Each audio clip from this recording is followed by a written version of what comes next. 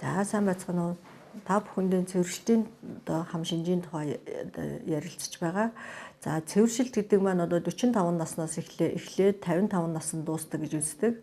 45 насыг бол одоо хүмүүс хитрхи эрт байна. Одоо 50 хүрээгүй болохоор цэвэршчихэр одоо хямардаг. За энд бол хямрах шаардлагагүй. Тухайн хүний өгөгдлөөс л хамаардаг учраас энэ санаа зовхон байхгүй.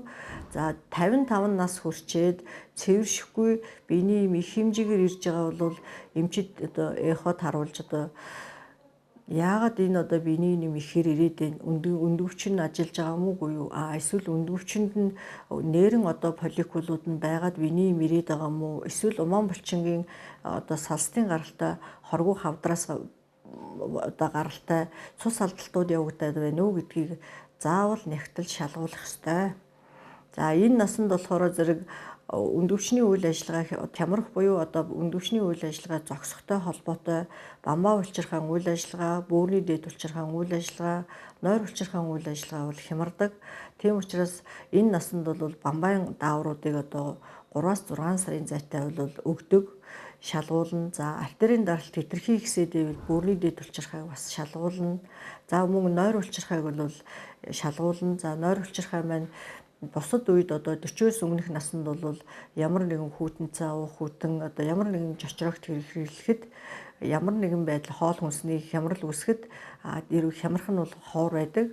45-аас дээш наснд бол бамбаа нойр улчирхаан үйл ажиллагаа тэр тусмаа одоо нөгөө нойр улчирхаагаас гардаг одоо сүү задалдаг, сүү бүтээгдэхүүн задалдаг юу лактоза ферментүүд маш баагуудсан байдаг учраас нойр улчирхай энэ үед бол сүүс бүтээгдэхүүн их хэрглэж кальц одоо нэмж хэрэглэнэ гэсний үндсэн дээр энэ бол чочирж хямардаг, гүйлэгдэг ийм одоо эсвэл нойр улчирхайн янз бүрийн томрлууд, хоргүй зангилаанууд эсвэл одоо уйлын хайнууд үүсдэг ийм асуудал үүсдэг. Тийм учраас дан одоо цэвэршлийн насан дээр явж байгаа гэж зөвхөн цэвэршлийн одоо хам шинжээсээ хамаарат тэрэн дээр анхаарлаа төвлөрүүлээд бусад эргэтэн системийг одоо дотрын эмч, бөөрийн эмч бол үзүүлэх шаардлагатай. Жишээлбэл одоо их хэмжээгээр хөлрөөд байгаа хүн бол бөөрийн эмчид үзүүлэх ёстой.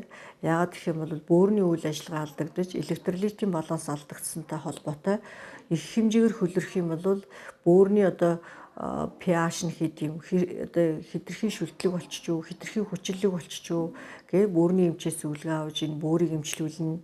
За артерийн даралт ихсээдэл давхар одоо бөөрийн дээд улчирхай өндөвчний үйл ажиллагаа хямарсантай холбоотой байхаас гадна зүрхний одоо асуудал байна уу, судасны хатуурал байна уу, эсвэл одоо өөр одоо гаралтай юм байна уу гэдгийг заавал хянуулж шалгуулах ёстой.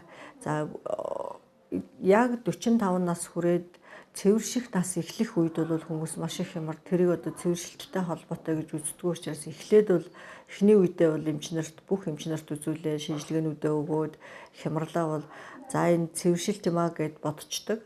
Гэтэл хэсэг хугацааны дараа одоо цэвэрших нас чинь дуусаад 55 наснаас дээш насанд гэнт хөлрөөд маш их хэмжээгээр хөлрөөд инхээр зэрэг нөгөө цэвэршлийн маань хам шинж дуусаагүй байна гэх хямраад тэр хэмээ одоо даавар уух хэрэгтэй юм байна гэж 60 хүрсэн хүн тэгж бодож тэгж одоо өөрийгөө хямрааж болохгүй. Тэгэх юм бол тэр хүн зүрхний одоо эмчид үзүүлнэ, бөөрийн эмчид үзүүлнэ.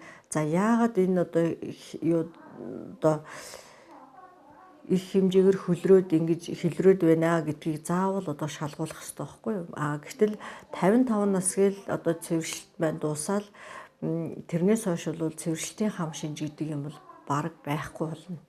Тэрнээс хойш бол эргэтэн системийн хямралын үүднээс өөр эргэтний одоо үйл ажиллагааны алдагдлаас болж одоо хитрхи хөлрөлт үүсч болно.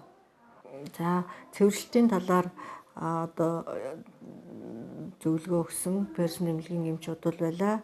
За UBS телевизийн өглөө хөтөлбөртэй хамт байсан та бүхэндээ баярлалаа.